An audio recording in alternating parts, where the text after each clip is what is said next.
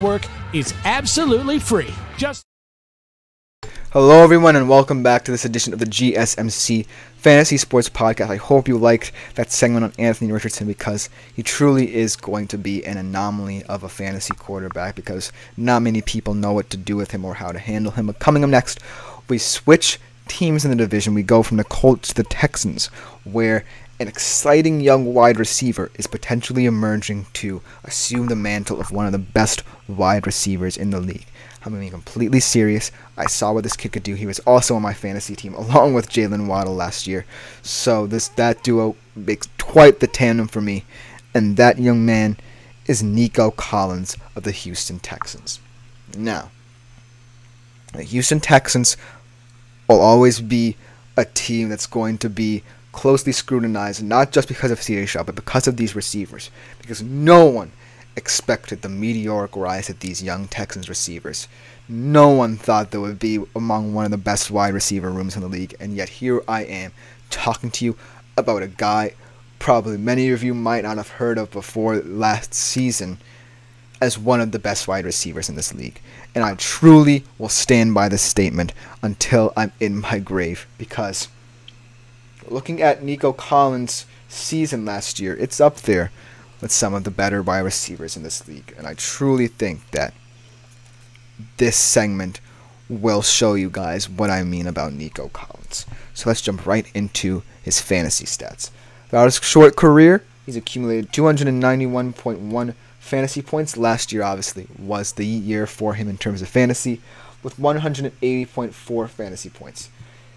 He was 12th in targets per route run, 2nd in yards per route run, 7th in receiving yards, 5th in first downs per route run. That's pretty impressive if I do say so myself. That's right on the precipice of being at the very least, a wide receiver 7 to 8, if not a wide receiver 6 to 5. And so, I really think that out of all those Texans wide receivers, Nico Collins is going to be the guy for CJ Stroud. And fantasy odds, projecting him with around wide receiver 1, maybe even wide receiver 1A numbers. 1,144 yards, 8 TDs, for a total of 163.7 fantasy points is what the fantasy odds have him at right now. And I would say that's just about the perfect number for Nico Collins, because I don't necessarily think he has to prove himself. I don't necessarily think he's going to be a flashy guy in this league.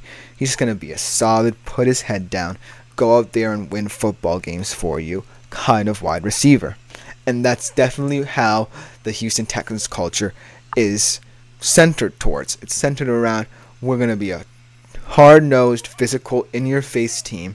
We have a swaggering young quarterback who is also someone who can lead us to the promised land. We have a skill position group that's ever evolving, headlined by a guy who's certainly looking to be a fantastic wide receiver in this league. And we have a head coach who certainly knows no wrong so far and thus far in this Houston Texans system. And so I really think the sky's the limit for any Houston Texan in terms of fantasy and in the AFC South. Now, here's where I think Nico Collins might, and a big emphasis on might, fall flat.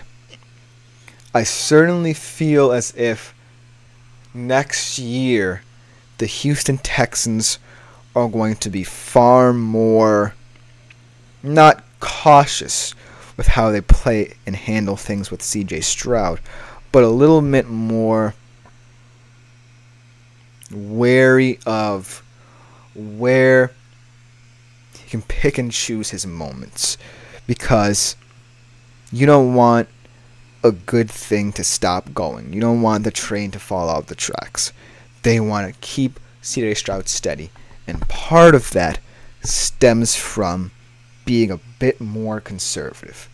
And I think that I kind of counteracted this point when I was talking about CJ Stroud and his player profile, where I said that on early downs, because they know he can throw the football, they might want to get him going early.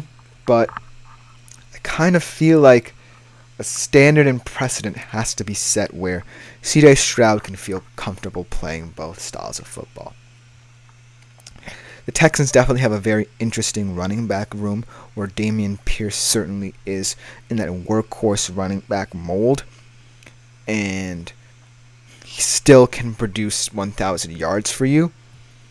And that's great. But in order for CJ Stroud to feel comfortable not just throwing the football and staying within the structure of the game plan, Dameon Pierce, I certainly feel like, is going to have to be more of that workhorse mode and not the 1,000-yard guy. Thus, by allowing CJ Stroud to kind of say, okay, I'm going to trust my arm. Because if Dameon Pierce only gets you about 3 to 4 yards per carry, you're looking at some second and longer, third and manageable situations where CJ Stroud can really let the ball fly. And thus, that's where I kind of feel where the muddleness of the Texans offense stems from. The second and third down plays. Because let's say Nico Collins remains the wide receiver 1. And let's say Tank Dell is the wide receiver 2. CJ Stroud, probably on the second down, is going to look for Nico Collins first. And then on the third down, that's where I think he's going to look for Tank Dell. Because the important thing to remember here is that Nico Collins, like I said, is going to be an all-around receiver. Tank Dell certainly feels like a certain down receiver or a red zone receiver because he's a smaller receiver. He's more of a savvy, intelligent receiver in the red zone especially, who is more known for his yards after the catch and his speed than Nico Collins is. Nico Collins is going to run the route to get open, not run past someone, if you catch my drift. And so, looking at Nico Collins as a wide receiver 1 is a very, very important kind of decision you have to make, because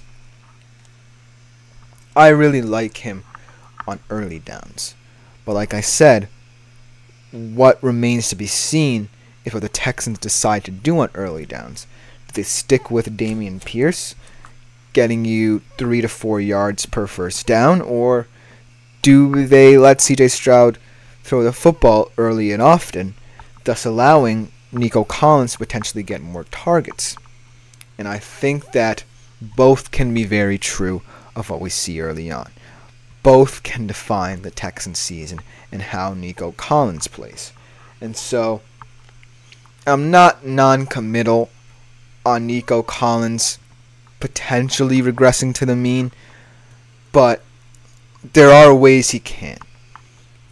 However, the reason why I'm so high on him is because of the fact that CJ Stroud likes players who run routes, and Nico Collins does that to a T.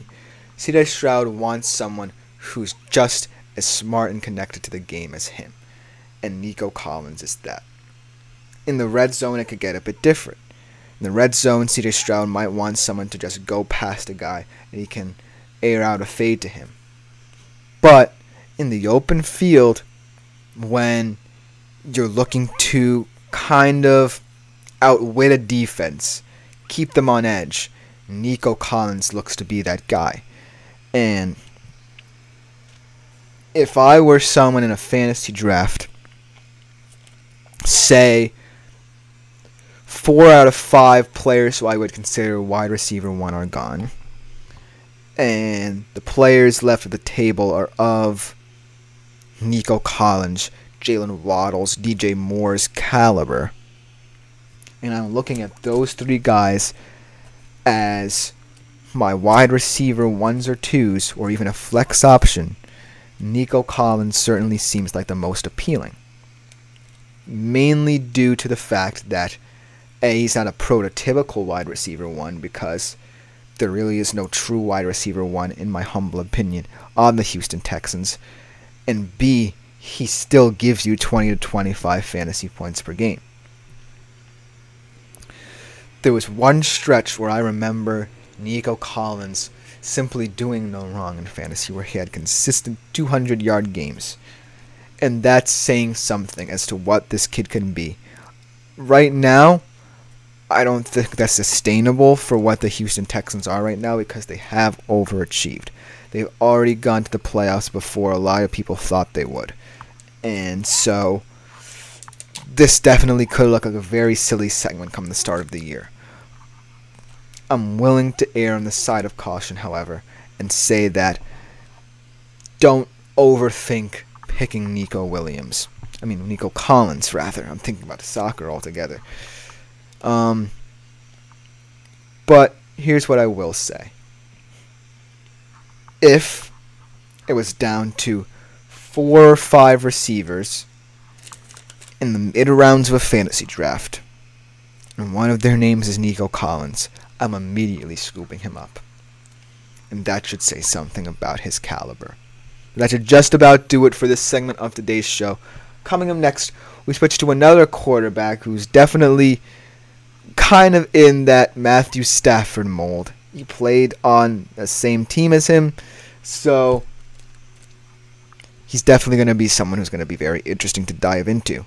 But we will be right back with that segment of the GSMC Fantasy Sports Podcast right after the break.